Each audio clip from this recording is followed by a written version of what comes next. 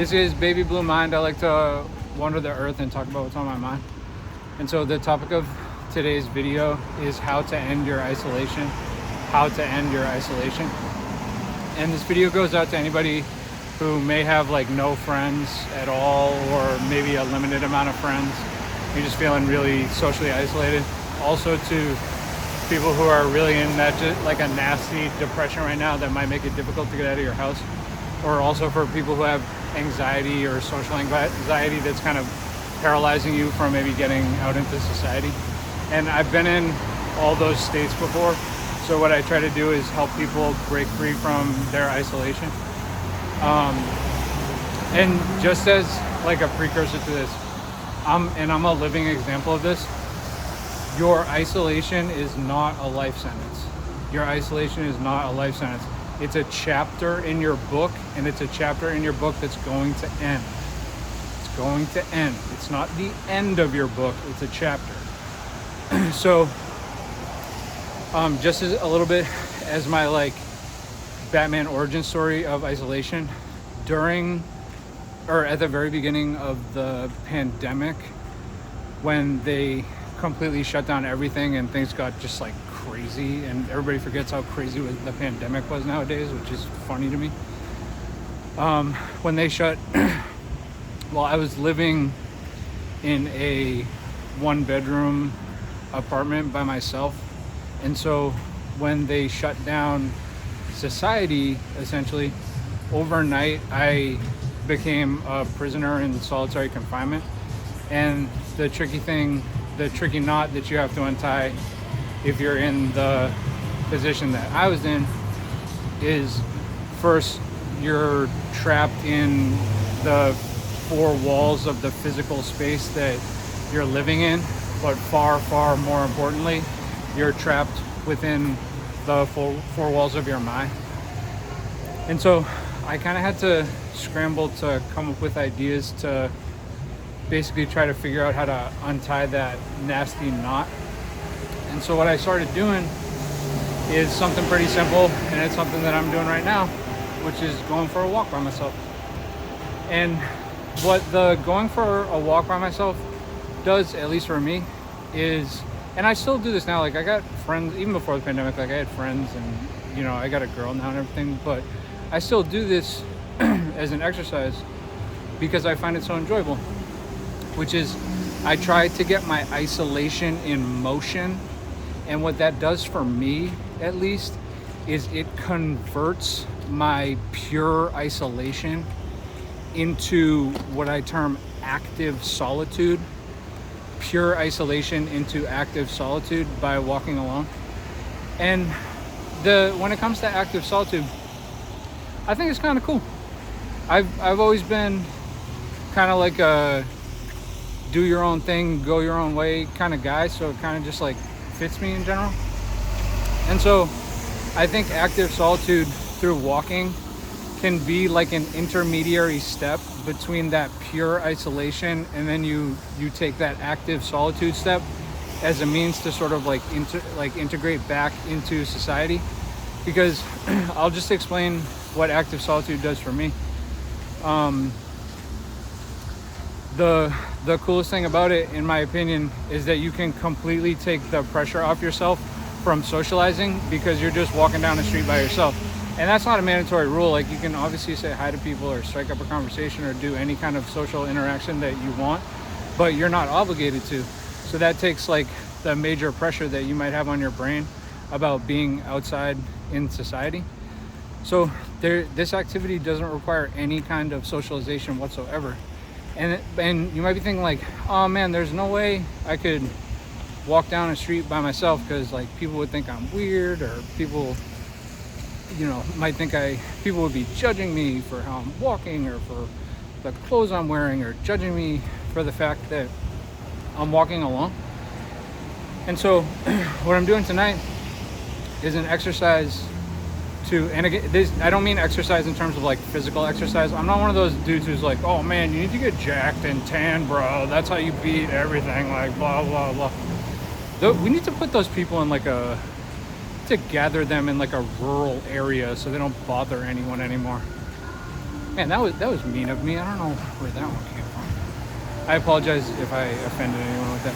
But the purpose of my exercise tonight, and this is a purely mental exercise. The purpose of the mental exercise is to show you that when you're, at least partially, is to show you that when you're walking around in society by yourself, because just remember, society is just the stuff outside your house. That's it. It's pretty simple. So in order to get into society, you don't technically have to socialize. You just got to get outside your house. And so what the exercise tonight is designed to do is just sort of show you that if you're walking around by yourself in this position of active solitude, that like no one's thinking about you. No one at all. I'm walking down a street holding a stick up with a camera directly in front of my face, and no one's even looking at me as I walk by. No one cares at all. Everybody is completely tied up with their own existence, and they do not care about you whatsoever. And I don't want to be misinterpreted on that fact. You obviously and clearly matter as a person. You matter as a person 100%. There's no doubt about that. And obviously that it's obvious that you matter as a person. But what I'm saying is, when you're walking around by yourself in a period of active solitude like this, you don't matter to anyone else. No one is thinking about you. No one is being like, oh man, that guy's probably walking down the street because he has no friends. No one thinks like that. And when you're walking down the street, people are definitely not thinking like, oh, that person walking down the street is probably trying to like break free from his or her social isolation by walking around right now. No one's thinking like that. Two people just walk by me. You think they care what I'm even talking about?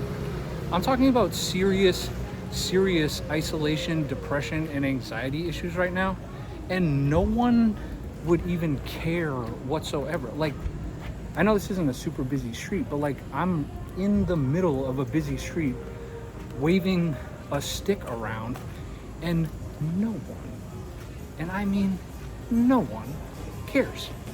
So the reason I'm demonstrating this is for anyone who might be in one of those periods of isolation. It might be beneficial for you because what you're experiencing right now and what I was experiencing, and it's a two-pronged problem. You have to get out of the physical confines, the four walls of the four walls of your living space, in order to get out literally into society. And you have to get out of the four walls of your mind. Those are the two prongs of the problem. Getting outside and into society solves for the first one, but it also solves for the second one, because at least what I experience when I'm walking around by myself like this, it sort of ventilates your mind so that you're not just experiencing all the same inputs that you're experiencing like in your bed or on the couch. Whether you're like doom scrolling or anything like that, or you're binge watching stuff that like you've already seen before, it gets new mental inputs into your mind, and that's gonna ventilate this thing a little bit. So what I'm doing right now, and the thing about active solitude that I find pretty sweet, and I told you, I find it like kind of cool I think it's kind of cool just to walk around by yourself, like, and just, I like to practice just not caring at all. Like, I don't care, and that doesn't mean I'm gonna like walk in front of that car and get hit level of not caring, but like, and I'm not gonna be a jerk to anyone or like do anything stupid tonight, But it's just like I don't really care. There's all sorts of people around me, and I'm just that literally none of them are paying attention to me whatsoever. And I'm walking around with a stick in front of my face, talking to people on the internet about their mental health issues. No one cares at all. Walking down the middle of the street, everybody is completely tied up with their own lives. They don't care about you walking down the street by yourself. You don't factor into their lives at all.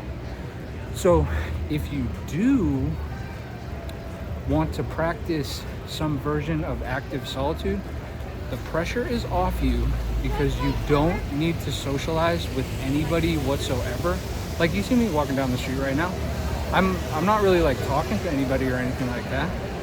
And that's fine. That's kind of like, that's one of the benefits of the mental exercise, is it can get you outside of your house, because people in your life right now who know you're isolated or depressed or anxious, they might be like, in order to get out of that, what you need to do is just get out there and socialize. To break free, you need to get on out there, go to some parties, start talking to people, and socialize. And you're like, that's hilarious. The thought of doing anything even remotely close to socialization is repulsive to me right now. And you know those people who are telling you that have no idea how difficult isolation is. They don't understand it whatsoever. Their socialization might come completely naturally to them, so they can't put themselves in the mind of someone who is truly walled off up here. Been there before, plenty of times. And the way I sort of broke free from mine, and what I'm trying to suggest to you through filming this video, is that maybe as an intermediary step between that pure isolation that you're presently experiencing, the two-pronged problem, physical space confinement and mental space confinement, as a stepping stone to reintegrate into society, it might be beneficial for you to sort of practice this active solitude. And the way that I conduct active solitude is just walking around by myself. It's a pretty simple activity. I'm not doing anything wrong. I'm not like causing a riot, or like, I'm just walking around by myself down the street, minding my own business, and no one cares at all. So you could do the exact same thing, and people are even going to care less about you because you're not going to be holding up a stick in front of your face like a weirdo. And so what you could do is, in active solitude, especially if you're in like a metropolitan area like this, you know what you could call it? Social stealth mode. You can just be in social stealth mode if you want. No socialization required. You can just walk around the streets. And social stealth mode doesn't mean you have to like shimmy your way across like the side of things, or like hide in the bushes or anything like that. You can just walk around the street like I'm presently doing, and you're in social stealth mode. And in social stealth mode, you solved the two-pronged problem. You technically solved for that impossibly difficult knot to untie. So I'm not saying it's a perfect solution or anything like that. I don't think I should win like a Nobel Peace Prize or anything, but nominate me, obviously. I would do the same for you.